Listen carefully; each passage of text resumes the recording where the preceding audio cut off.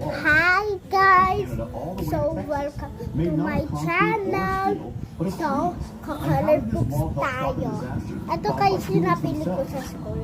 Look, east of the Rocky Mountains lie the Great Plains, a dry, flat, and At may almost empty stickers pa, region tignan that ninyo. throughout history was considered unsuitable for agriculture. But in the early 20th century, the arrival of tractors and new plows made it possible to effectively till and cultivate this land, leading to a rapid rise in farming. Ito guys, For thousands of years, the Great Plains were covered with prairie grasses that had deep stickers roots. naman sa But akin. after heavy plowing, these grasses Kuha lang ako. disappeared, and there was nothing left Ano kayang to wearing hold ko? place.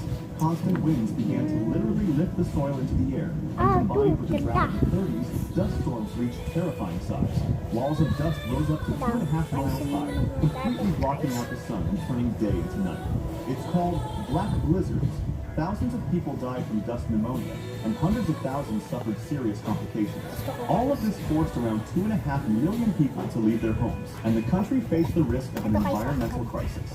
As a result, the U.S. launched an ambitious plan known as the Great Plains Shelter Belt May to defeat the wind tabok to with guys. troops. Ito In po a yung strip gusto about ko 100 guys. miles wide At and ano over to guys? 1,000 miles long, about Ano, 220 napili ko ay million trees were Lopas. planted in a Rated ko special Mario pattern to. so they could act as windbreaks and reduce wind speed by up to 50%. And as a result, it worked. By Malawat. slowing the wind, the shelter belt stopped the dust and made it possible for people to return to their homes. Why did the At yun may U.S. kuha ka. Yung hindi ko alam ba saan lakay ni. Dito mo lalakay. Pati sa box. Why did Ba? Yo. Para lalay nyo lang.